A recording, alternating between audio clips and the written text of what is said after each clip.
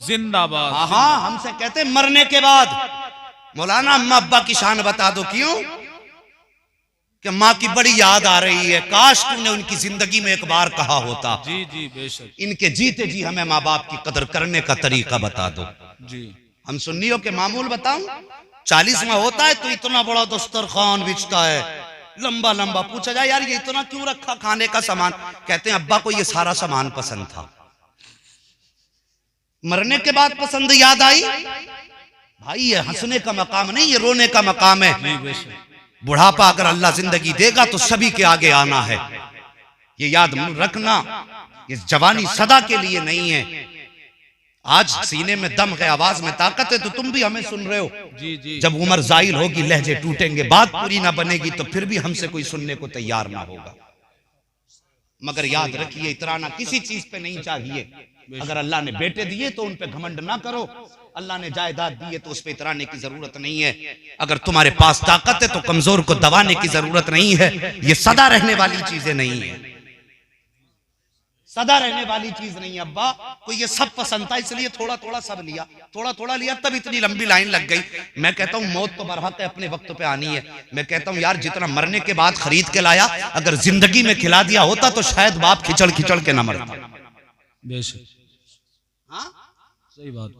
उनके तीजे पे 10-10 भगोने बन रहे बिरयानी के, अपने जीते जी एक रोटी को तरस गया, बाप उसे गर्म रोटी न दे सके। मरने के बाद याद आती बाप की मोहब्बत।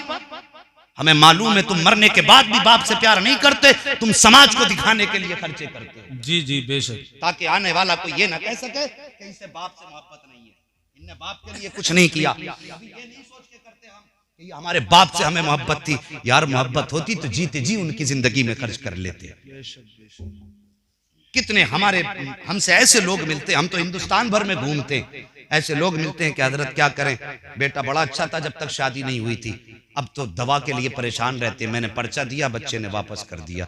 यार माँ बाप को आज सोचना पड़ता है कि बच्चे से दवा के लिए पैसे मांगे ना मांगे।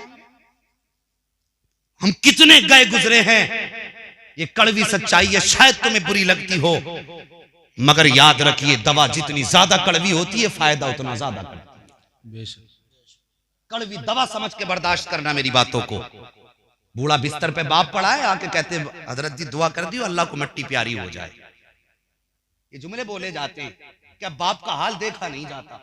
अब दुआ कर दो, अब उनका मरना ही बेहतर है। और जालिम जबान को लगाम देती है, कहते वक्त तेरी जबान पे फालिज क्यों नहीं पड़ गया? तो बाप की मौत की दुआएं करता घूम रहा है। कभी तूने बाप की जिंदगी को करीब से जाना नहीं। यार बाप बाप होता है। अगर किसी बच्चे के बारे में डॉक्टर ये फैसला कर देना कि तुम्हारा बच्चा बचेगा नहीं, इसके दिल में सुराख है। माँ बाप मालूम है कभी ये नहीं कहते मौलवी दुआ कर मेरे बेटे को जल्दी मौत आ जाए, मौलवी दुआ कर तो जल्दी मिट्टी प्यारी हो जाए। अगर डॉक्टर कह देता है कि इसके दिल में सुराख है, बचेगा नहीं, सबसे पहला जुमला डॉक्टर से बाप कहता डॉक्टर मेरा दिल निकाल ले ताकि मेरे बच्चे की जिंदगी बच जाए। अगर डॉक्टर कहते इसके गुर्दे काम छोड़ गए हैं तो बाप कहता मेरे गुर्दे निकाल लो ताकि मेरे बच्चे की जिंदगी बच जाए। और माँ बाप की मौत की दुआएं कराने वालों, मेरी बात को जरा तवज्जो से सुनना प्यारे, अल्लाह अकबर, ये माँ बाप होते हैं। अगर बाप को डॉक्टर ने कह दिया तेरा बच्चा बचने वाला नहीं है, फिर अगर कोई ये बता दे कि तेरा बच्चा बच जाएगा, फला मजार पे चला जा। माँ बाप ने कभी सर्दी को सर्दी ना जाना, गर्मी को गर्मी ना जाना। अगर सवाल तेरी जिंदगी का आया है तो तुझे गोद में लेकर के किस चौखट पे माँ ना गई, तुझे लेकर के बाप किस दरवाजे पे ना गया, कौन से डॉक्टर का दरवाजा बाप ने ना खटखटाया। अल्लाह अकबर, जब दुनिया ने इनकार किया था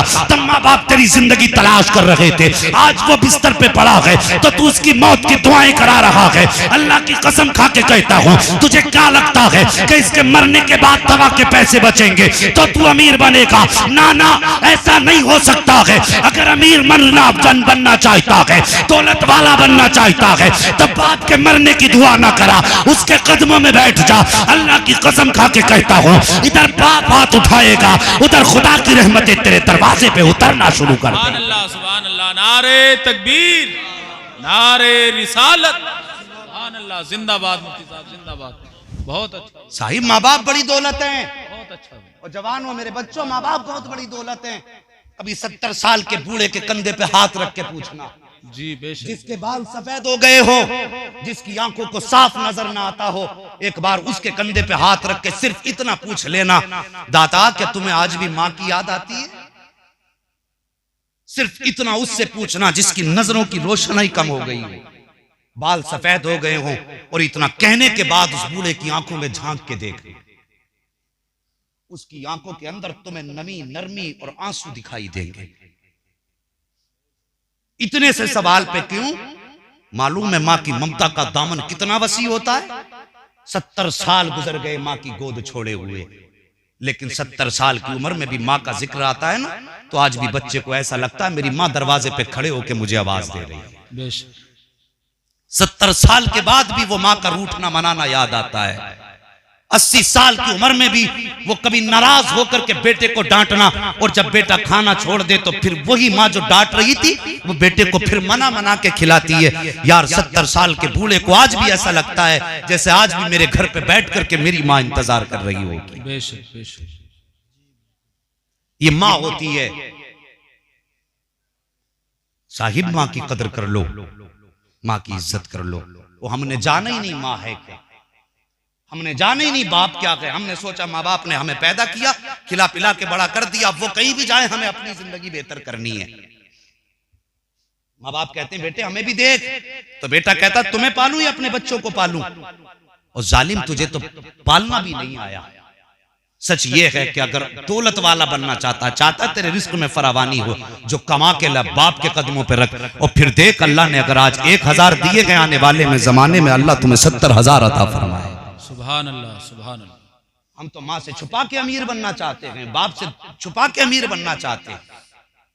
माँ क्या होती है साहिब, कभी करीब से समझो इनको, इनकी कुर्बानियों को कभी जानने की कोशिश करो। ये नहीं जवानी आ गई तो बस हमें अपने अय्याशी के दौर याद रहे, अपने खेल कूद के जमाने। हम अपना वक्त ज्यादातर, अगर पहली बात तो हमें काम से फुर्सत नहीं, काम से फुर्सत मिलती तो फिर मोबाइल में घुस जाते। माँ बाप इंतजार में बैठे रहते हैं, बेटा आएगा अपना हाले दिल सुनाएंगे, बेटा आएगा उससे कुछ दुख दर्द बांटेंगे। लेकिन बेटा जब घर से गया तब भी टुनमुन करता गया था, आया तो तब भी कुनमुन करता सीधा कमरे में चला गया। बूढ़ा बाप देखता रह गया, एक बार पलट के बाप का चेहरा तक नहीं देखा। और तुझे अपने बुढ़ापे का इंतजार नहीं? तुझे नहीं लगता कि माँ बाप वो किताब होते हैं जिसे बेटा लिखता है और उसकी औलाद फिर उसको पढ़ के सुनाती है? तुझे किसी ने ये दास्तान ना सुनाई? 4 दिन की जवानी है फिर रोएगा, कोई नतीजा नहीं निकलेगा। मौलवी नहीं, अगर माँ बाप एक बार बद्दुआ कर दें तो काबे में जाके रोना। जब तक माँ बाप माफ नहीं करेंगे काबे में भी तेरी कोई बात सुनी नहीं जाएगी। बेशक बेशक, हम मिजाज बदल गए हमारे। अगर 4 अंगूठी पहन के कोई पीर आ जाए, 4 अंगूठी पहन के, तो औंधे गिर जाएंगे जाके सब।